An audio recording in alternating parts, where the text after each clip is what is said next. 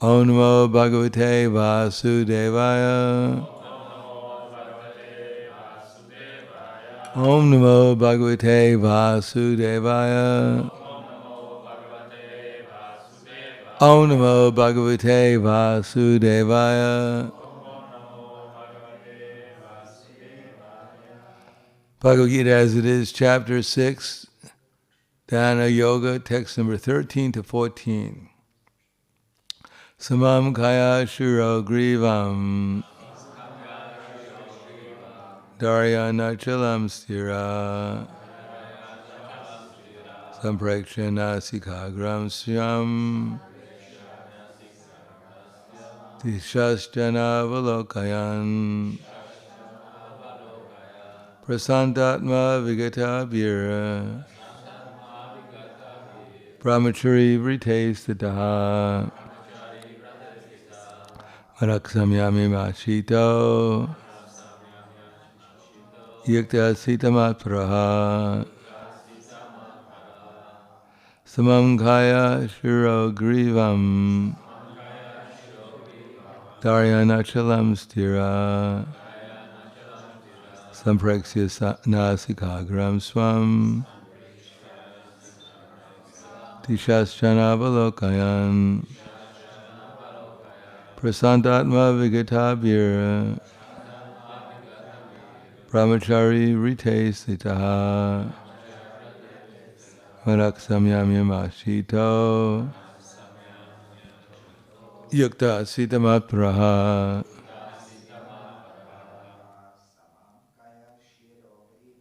Samam kaya shiro grivam Staryanachalam stira Sampraksina sikagram swam Tishasjana valokayan Prasantatma vigatabhira Brahmachari sritesitaha Manaksamyamyamachito Yukta sitamatparaha. Ladies. Samam kaya shiro grivam Dharanachalam stiraha Sampreksinasikagram swam Tishasjana valokayan Prasantatma vigatabhir Brahmachari vritesitaha Manaksamyamyamachito Yukta sitamapraha. Samam, straight. Kaya, body. Shira, head. Grivam, and neck. Daryan, holding. Achalam, unmoving. Stira, still. Sampreksha, looking. Nasigam, nasiga, of the nose. Agram, at the tip. Swam, own. Dishas, on all sides. Cha, also. Anavalokayan, not looking. Prasanta, unagitated. Atma, mind. Vigatabi, devoid of fear. Brahmachari vrite, in the vow of celibacy. Stitaha, situated. Manaha, mind. Samyamya, completely subduing. Mat, unto me. Krishna. Chittaha, concentrating the mind. Yukta, the actual yogi. Asita, should sit. Mat, me. Paraha, the ultimate goal. One should hold one's body, neck, and head erect in a straight line and stare steadily at the tip of the nose. So let's all try that.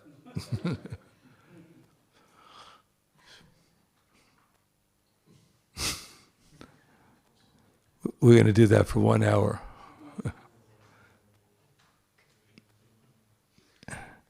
If you get tired, then just close your eyes for a while.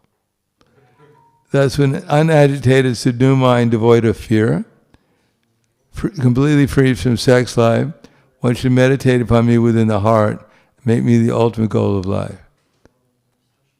I think the hardest part of that is to stare steadily at the tip of the nose.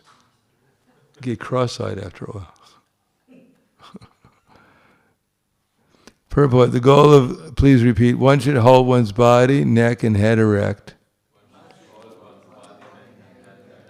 in a straight line and stare steadily at the tip of the nose. I can hardly see the tip of my nose. Can anyone see the tip of their nose? Almost. Could you imagine seeing like that for hours at a time? What a fantastic vision. So exciting. And if you sit like that long enough, a fly will come and you can watch the fly at least. Completely free from sex life.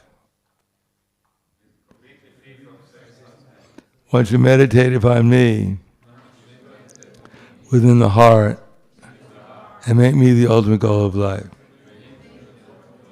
Purport, the goal of life is to know Krishna, who is situated within the heart of every living being as Paramatma, the four-handed Vishnu form.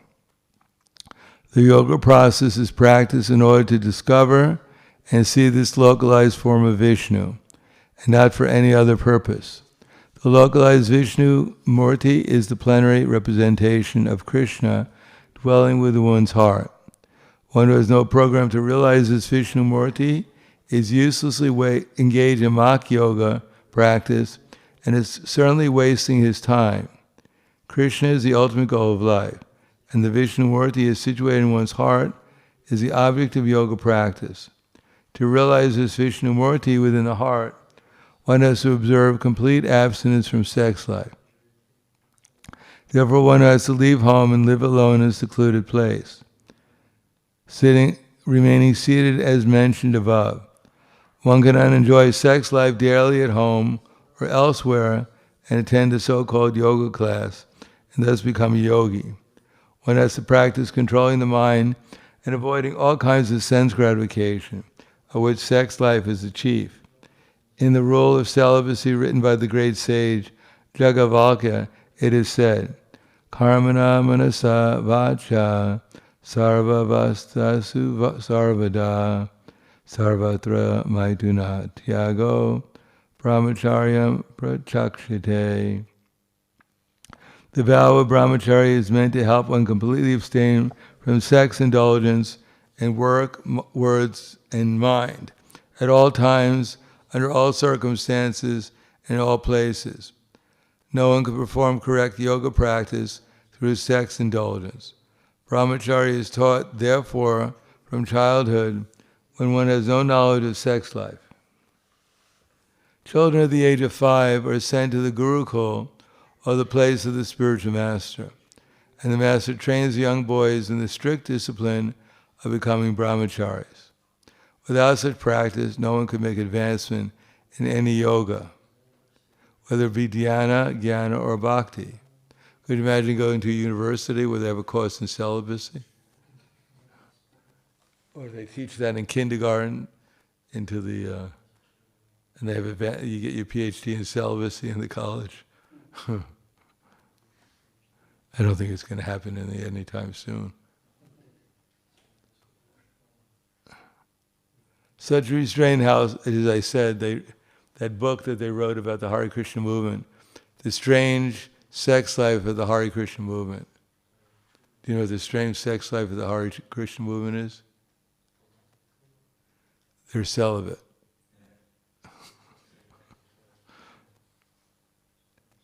Such a restrained household or brahmachari may be accepted in the bhakti school. One who, however, follows the rules and regulations of married life, having a sexual relationship only with his wife, and that also under regulation, is also called a brahmachari. Such as a restrained household or brahmachari may be accepted in the bhakti school, but the jnana and dhyana schools do not even admit household or brahmacharis. They require complete abstinence without compromise.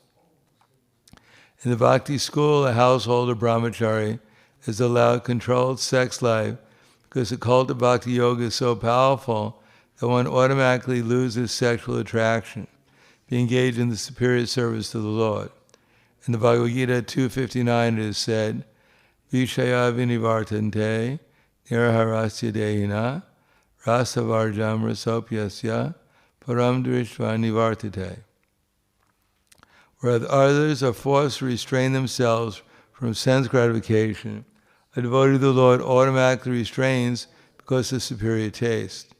Other than the devotee, no one has any information of that superior taste. Vigata abhi, one cannot be fearless unless one is fully in Krishna consciousness. A conditioned soul is fearful due to his perverted memory, his forgetfulness of his eternal relation with Krishna. The Bhagavatam 11.2.37 says, Bhayam dvitiya biniveshitasyad tad apetasya viparyo smriti. Krishna consciousness is the only basis of fearlessness. Therefore, perfect practice is possible for a person who is Krishna conscious. And since the ultimate goal of yoga practice is to see the Lord within, a Krishna conscious person is already the best of all yogis. The principles of the yoga system mentioned herein are different from those of the popular so-called yoga societies. Samam kaya shriyo grivam daryanacharam stiram sampraksinasikagram swam dishastranavalokayam prasantatma vigata bira brahmacharya ritesita vanaksamyamimasito yukta sitamatraha. One should hold one's body, neck, and head erect in a straight line and stare steadily at the tip of the nose. Thus, with an unagitated, subdued mind, devoid of fear, completely free from sex life, one should meditate upon me within the heart and make me the ultimate goal of life. Namo Vishnu Padaya Krishna Prasthaya Bhutale Srimate Bhaktivedanta Swami Namane Namaste Saraswati Deve Gauravani Pacharane Nirvishesha Shnivadi Paskadyade Satarne.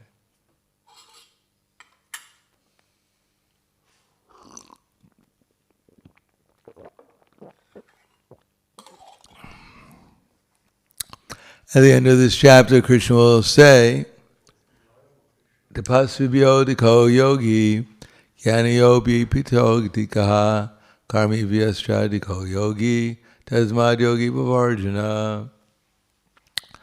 That the yogi is great in the ascetic, great in the speculator. I wonder if he uses the word speculator.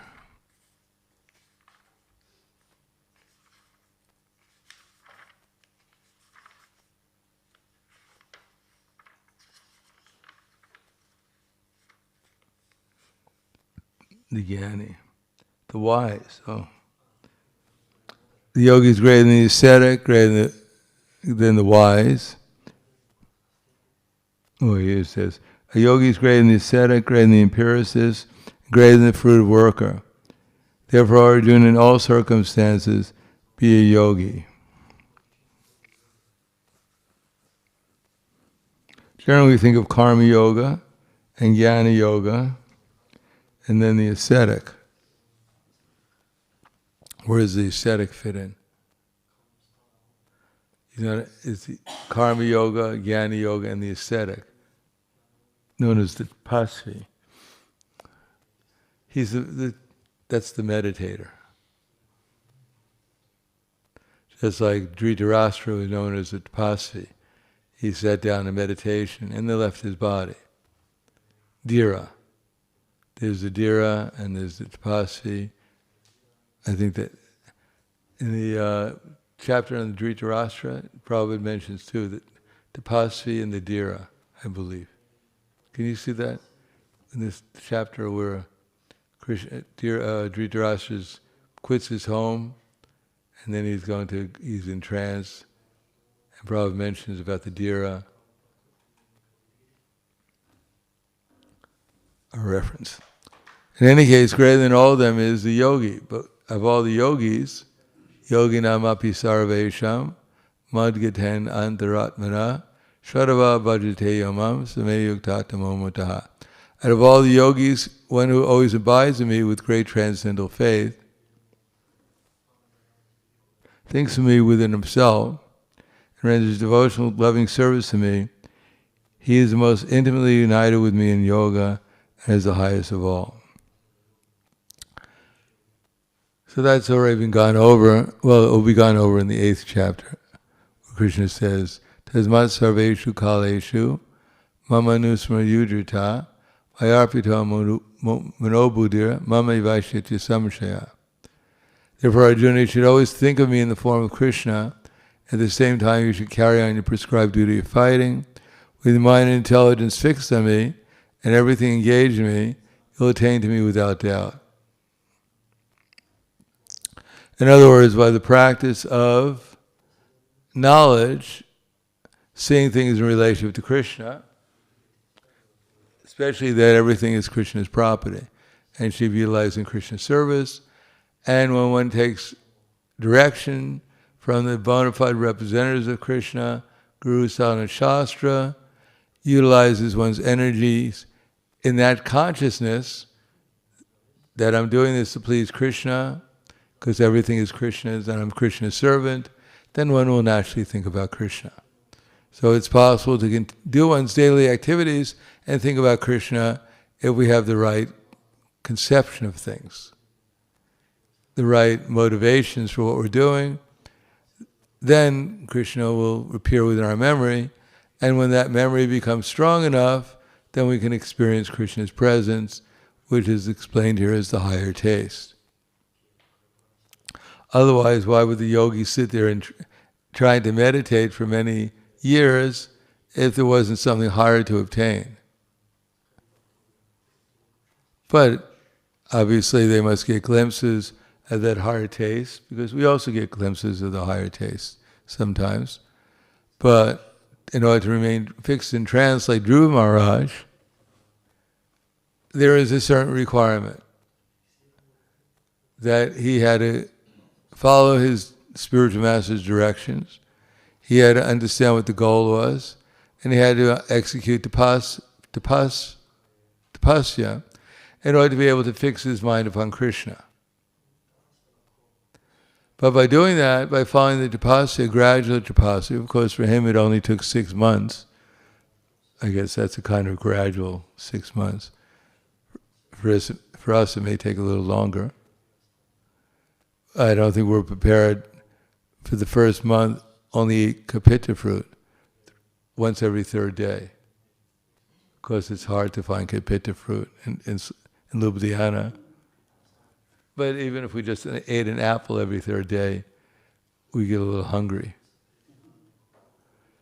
And that would be all right. That would be possible. But then if we only ate leaves that fell from the tree every 6th day, right now it would be very difficult. You'd have to pull the leaves off the tree. And I don't know if he didn't have any salt or anything to add to the leaves. Rather dry, eating dry leaves every other 6th day. And then only drinking a little water every 9th day.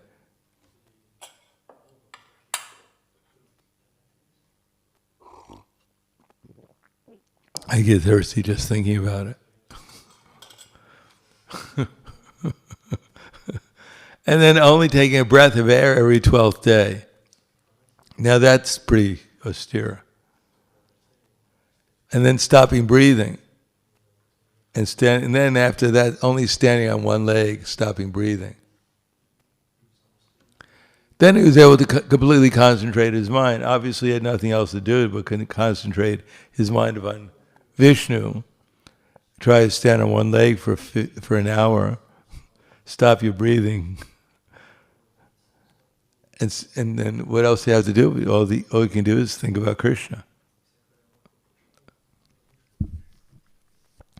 So that's not possible in this age. But luckily, we don't have to meditate upon Krishna before we see him, go through the process of 10,000 years, which took Kardama Muni in Satya Yuga. But by chanting Hare Krishna, Krishna is present, and gradually, if we try to fix our minds upon Krishna, then gradually we'll experience Krishna in the same way that Kardama Muni or Dhruva Maharaj experienced Krishna. That's possible in this age just by chanting Hare Krishna. But that has to be our goal. Otherwise, if we're not conscious of the goal, then the chanting doesn't really have very much effect. And if we don't have some faith that Krishna and his name are non-different, Krishna and his name will never become non-different to us. Why will Krishna reveal himself to us if we don't believe he's there in the first place? But we can't believe he's there unless, at least intellectually, we can understand he could be there. And then by trying to chant, not only by concentrating the mind, but also to try to chant to Srimati Radharani and Krishna, to engage us in their loving service, which means we have to chant with as much attention and feeling as we possibly have. And not only that, but we have to avoid the 10 offenses. First of all, we have to remember what they are, otherwise it's very difficult to avoid them. And then we have to, during the day, not only when we're chanting, but during the day, avoid the 10 offenses. Then gradually our minds will be able to concentrate our minds when we're chanting Hare Krishna upon the sound vibration of Hare Krishna in a way which is positive, which is reverential at least, which is attentive, which is appreciative, which is feeling. Eventually we can chant with some feeling. But as Queen Kunti said, Janmaishwarya Shruti Shivir Edamanak Madakpuman Naivahat Devadatum Vai Tvam Akinchana Gochara. That those who are interested in Janma, a nice birth. But why do people want nice birth? What do they want? They want some prestige.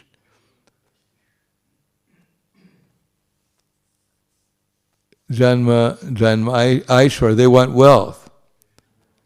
Shruta, they want material education. And Shrivira, some kind of attractiveness. But as it explains here, what is it all about? It's all about attracting the opposite sex. Or nowadays it could be attracting anyone, who knows. Things that Kali Yuga has advanced quite a bit. But that's what the whole material world is about. I am Radha, you are Krishna, I look like Radha, don't I? You look like Krishna, don't you? I am Tarzan, you are Jane. I'm Romeo, you're Juliet. I'm Mickey Mouse, you're a Minnie Mouse. That's the whole material existence. So, if one is convinced that that's all there is in material existence, then there's no other choice but to serve the false ego with trying to accumulate wealth, trying to fulfill one's concocted desires, and especially trying to fill one's necessities of life in a very opulent, gorgeous way. Perfecting one's life of eating, of sleeping, sex, and defending. Therefore, then it says, one can never chant Hare Krishna with feeling. As mentioned in the verse, that Smriti, Bhayam Dvitiya Vineshitasyad Isharabatasya Viparya Smriti. That here in the material world, because we have these bodies, and therefore we actually think that we're the laws of some part of material nature. That we may not be sitting on a lotus flower right now with our goddess of fortune, Saraswati and whatever else. But we have our own little kingdom. My house is my kingdom, is my castle. My wife is the goddess of fortune. I'm two-handed Narayan. My kids are my plenary and partial expansions.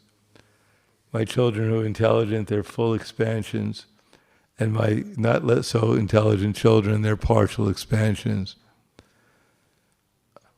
My Garuda is my car is my Garuda. And takes me wherever I want. And this way one is imagining that one is somehow or another some kind of lord of material nature. And of course, previously ladies were trained up to actually to put men in the illusion that you're the Lord. That way they could easily control them. Because as the Lord, you have to take care of your Lakshmi. If your Lakshmi is not happy, then you can't be happy. That's in the 4th canto of the Srimad Bhagavatam. That is, the mind is the queen. And therefore feeling, the women actually have deeper feelings, and the man has, when he becomes subservient to the woman, then his whole life is just to fulfill the deeper feelings of his wife. If she's happy, he's happy. And if she's unhappy, he's really unhappy.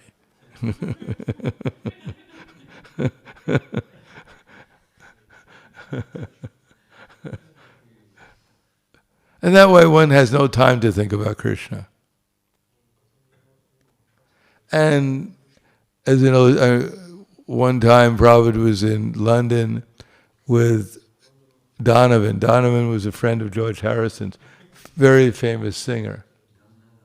What's that? You remember? What's that? He knows all the songs. All of them? Just most of them. Mellow Yellow, you remember that one? We really got... Okay, anyhow, we'll have another class on music. So he was there with his girlfriend, and as soon as she started hearing Prabhupada preaching, he said, "Oh, I have a headache. We got to," just like Yoko did that also with George Lennon.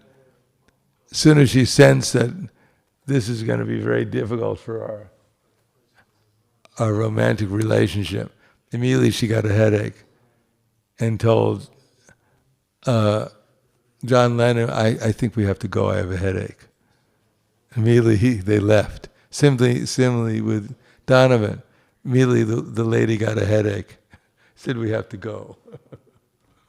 Because she realized if she stayed there, the whole illusion would, there's a chance that her boyfriend would actually get out of illusion, and then she'd be in trouble for what she wanted at least. She had no intention to find out anything spiritual.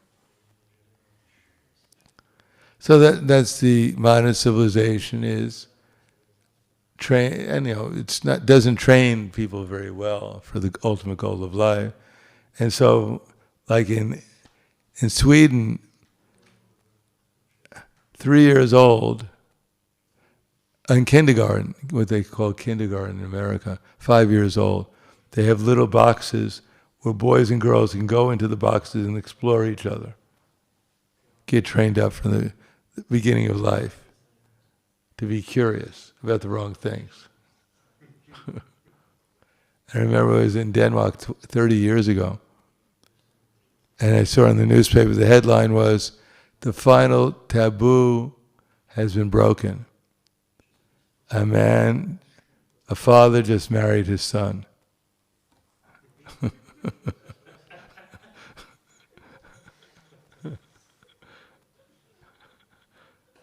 So that was 30 years ago. I mean, that's probably considered old-fashioned now. So what can you expect in Kali Yuga? things will simply become more and more degraded as people lose Krishna consciousness. Then at the end of Kali Yuga, what will be one of the major things at the end of Kali Yuga? People will live with each other just as long as they have some sex satisfaction. That will be called marriage. And then immediately they'll leave to find someone else. And at the end of Kali Yuga, when there's no more food, then they'll have children just to eat them. The man will be patting the lady's abdomen and said, "Is it almost ready?" "I'm hungry." So even that's even happening now in Kali Yuga. Prabhupada mentioned that there's certain esoteric personalities who are even eating children even now in Kali Yuga. So it's not like we have to wait to 427,000 years to see Kali Yuga, the most gross parts of it. It's already happening now. There's only 5,000 years into Kali Yuga. So without the chanting of the holy names, without the process, understanding Krishna consciousness, for all of us, it's going to be a very unpleasant place to live in.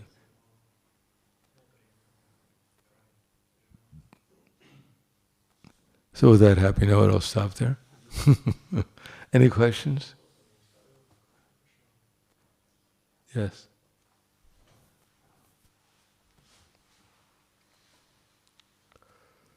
Hare Krishna, about this degradation of Kali Yuga, one devotee was thinking at some point that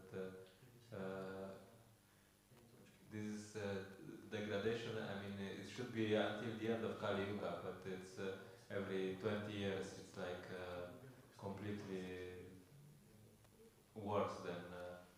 So is this accelerated or is it? Apparently, Chaitanya Mahaprabhu wants to introduce the Golden Age, and as we can see, that especially in countries, from my experience, in countries which are rather poor, economically undeveloped, when I went to Poland first time at the end of the 80s, beginning of the 90s,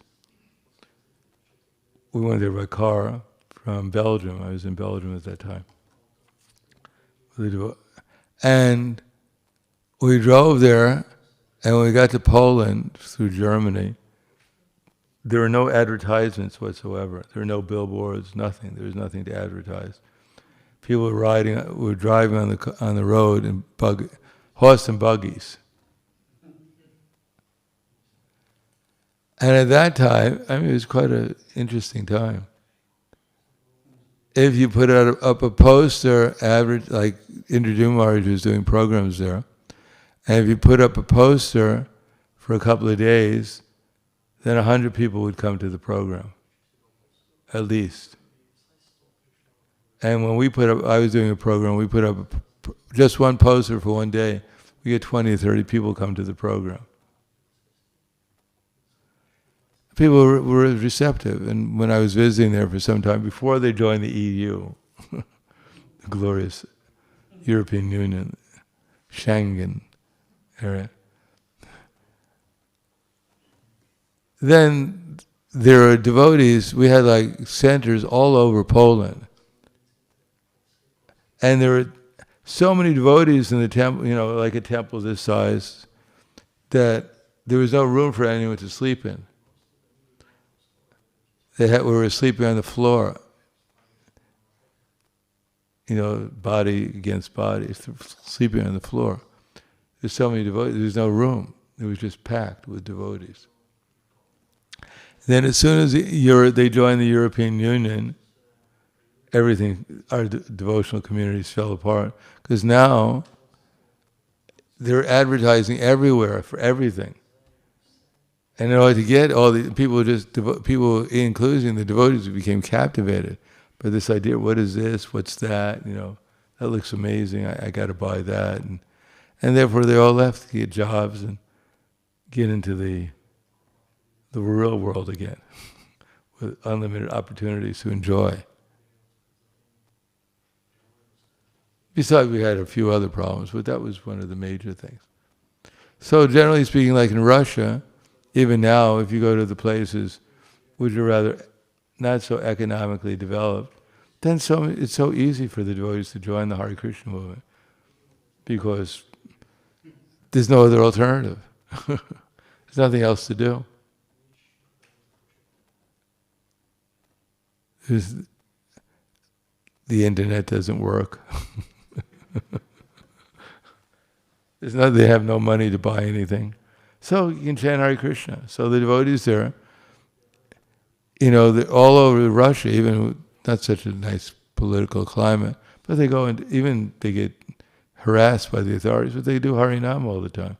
Everywhere you go, they're doing Harinam, trying to distribute books, prasadam, because there's not so much distraction. But as soon as people get the opportunity for so-called big economic development, they get so distracted by their material opulence, so-called material opulence. It's very hard for them to concentrate their minds. Everyone has to get a job. When I grew up, my mother at the beginning didn't work. No one's mother worked. Everyone stayed home and was a householder because my mother liked to work, so she early joined the workforce. But, they stayed at home, they cooked. Women knew how to cook. Could you imagine that? They actually fed their children. And then TV dinners were introduced. You know what a TV dinner is? You know what a TV dinner is? It's this aluminum thing that they have a dead animal on it, a little bit, some potato from the last war. And you just pop it, you put it in the oven and wait like 10 minutes and then it's ready.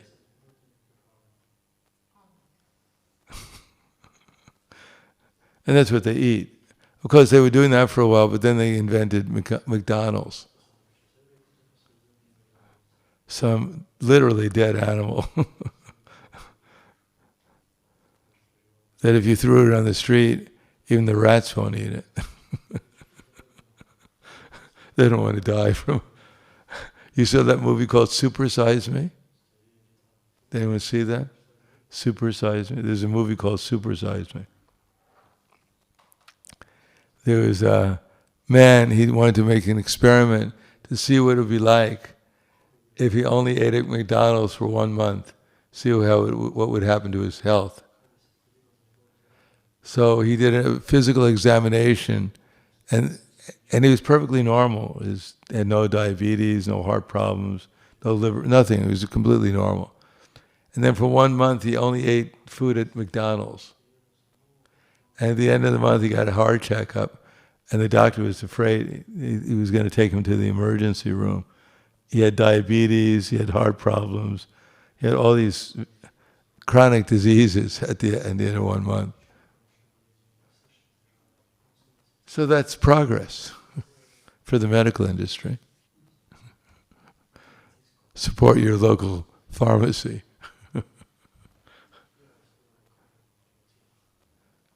So that's Kali Yuga. People are thinking they're going to make progress.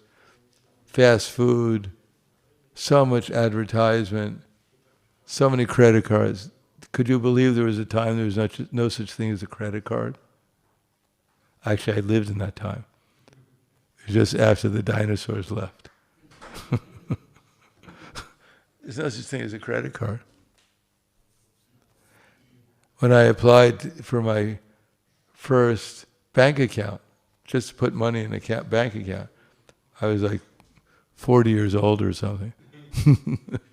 And I wanted to open a bank account, and they denied me. They wouldn't let me open a bank account, even to put money in. They said I had no history of credit. I have no history of banking, so they wouldn't do it. They didn't trust me to put money in a bank account. Then finally, when I had to open a Macy credit card or something like that, and buy a couple of things, and then they believed that I could actually handle money. I was collecting at that time, $500 a day sometimes for the Hare Krishna movement. We didn't keep it plenty for ourselves. So they had absolutely no faith I could handle money. So it took a long time before I could even get a credit card. I had to be sponsored by the BBT and everything. So now a credit card, I mean, the children 5 years old, they get a credit card. Then they get a cell phone.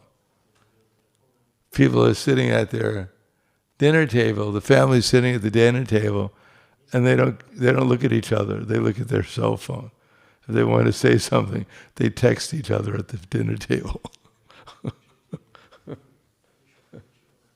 So that's Kali Yuga. Soon people will not be able to figure out how to use a smartphone. They'll have to have a robot to use a smartphone for them. Their personal smartphone robot. Okay, we'll stop there. Any questions?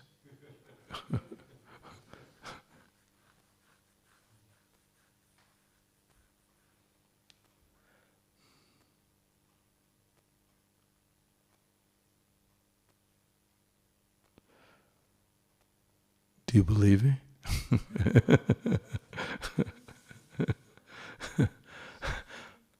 Wala Grantaraj Bhagavad-gita ki jai, Srila Prabhupada ki jai, Gaur Premanande.